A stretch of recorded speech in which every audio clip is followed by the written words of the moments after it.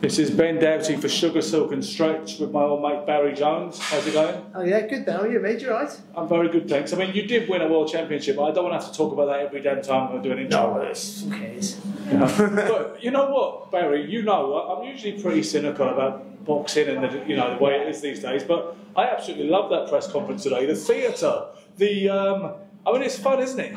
Well, boxing's always been a sport where theatre's been involved. It's always been a sport where it's not just about the fight. You've had to add drama to it, backstory, so on and so forth.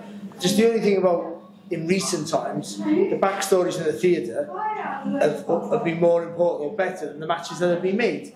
Up until recently, I think now there's money talks then, you know this, and the influx in money has allowed these fights to take place. Beterbiev versus Bivol doesn't happen without the money from Saudi Arabia. That's just a fact, because they're going to want too much to fight each other, and because they're two former Eastern Bloc fighters.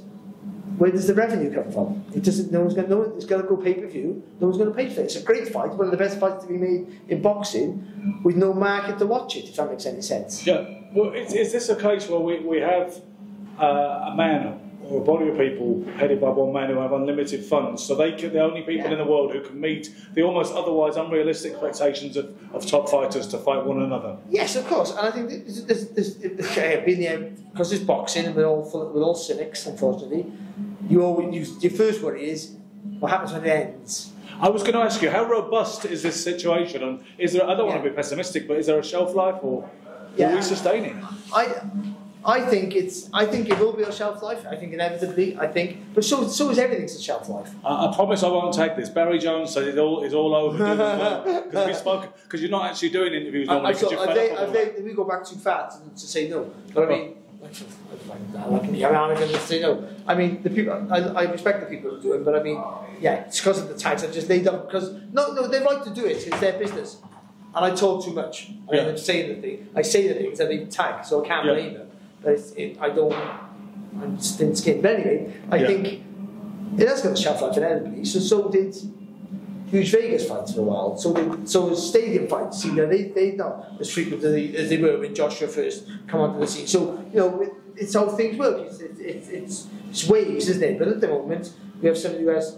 They don't need to make a profit to put the fights on. So and they have a never-ending well of money. Literally a never-ending well of money, obviously because the oil.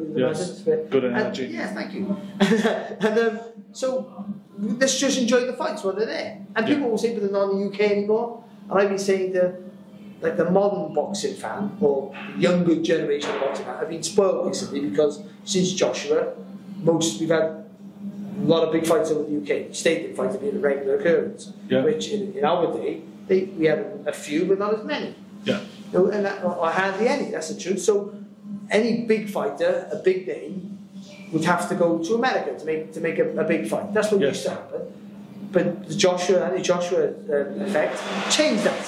And then Tyson Fury would piggyback off it, but he was the first one, I think, to make stadium fights and huge fights a regular occurrence in the UK. So I just say Saudi is just like Vegas was in the 80s, or Madison Square Garden was in the 70s, and Vegas was in the 80s and 90s. That's just how it is. How does it feel? Because I'm not gone out there yet. I'm going to try for probably May the 18th if I can. But how is it when you're out there? You've obviously been part of the big fight weekend in Vegas or New York City or Los Angeles. How is it, the actual vibe? Is it the same? No, it's different. It's different. It's still good. It's different. When I say the same, it's obviously not the same. Is it as exciting, like, my God, nothing like fight week? Or is the buzz less so than Las Vegas? I mean, you don't get the buzz outside of your bubble. I think in Vegas, even though Vegas is huge, you go for a stroll and you bump into anybody, and New York as well. Because of the history, though. That's just you playing your mind. That's just you imagine that. Yeah, we think of those places as more romantic than Saudi Arabia, inevitably. Yeah, because we grew up watching fights that were all there, and wish that we could have been there. Because we were all boxers like yourself, and we wish we could have done those things. Mm-hmm. And but they do things on a grand scale. Everything's done bigger than they try and make. So that can be a little bit sickly at times. But also, I went there for the last time. That's the first time I was there for a whole week. I did a whole week from of grand arrivals to the fight. And it was a brilliant week. One of the best weeks I've had. I've got to be honest. I've done a lot of big shows. Had a great time. And the fight was still good. But the whole week was the best week I've had, I would say, overall. It was just fantastic. Well, because of all the names they ship in. Like, they had Roberto Duran come in today in his old Marlboro dressing gown. I mean, this is fantasy stuff for boxing people, isn't it? Fury and Ghana, they had so many fighters for Fury and Ghana there. Miguel Cotto was just, it's Miguel Cotto there. Miguel Cotto! Yeah, and because you're almost desensitised to him because there are all-time greats walking about. Michael Spinks is walking around, nobody's even looking at him. Like, it's just like, wow. It's just because there were so many bigger names, big names, not bigger. That's a your own perspective, isn't it? The biggest name that you can get. Really. Well, do you know what? I remember ignoring Deontay Wilder once at a party in 2014 because Sugar Ray Leonard, Roy Jones, and Lennox Lewis were there, and Wilder was an up-and-coming heavyweight, and I didn't bother. I get quite a lot of pictures of people, and I couldn't be bothered. And I think, well, that was, you're a bit short-sighted with that one. Looking back, 10 years, he's on the stage today. I know, you've got the right way. Yeah. If you've got Leonard there, I think still that today, wasn't it? So would you every day of the week? He's your mate, didn't he? I was Sugar Ray. You've had him interviewed there, and you said that with him. I like to pretend we're close, but I think if he told me he'd remember my name, he'd be a bit polite. Yeah, maybe.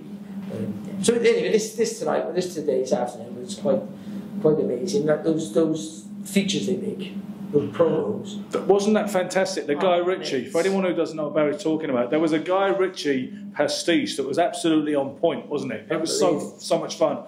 Is that going to be available to watch anywhere? Oh, that'll be on YouTube now. Yeah, because that was fantastic. No, it's out there now. Don't take that. I imagine the Zone and Queensbury and Matt Drew and whoever else.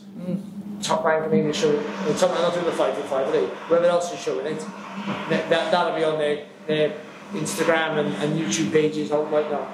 And it was it's something that it's such a lot of fun. Well, like you say, as long as the core product is there, you might have trouble taking it seriously if it was more cynical, A side versus B side, you know.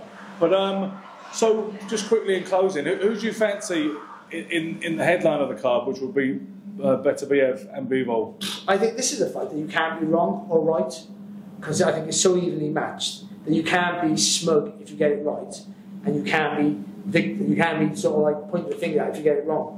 I think it's that sort. I'm still heading towards Bivol.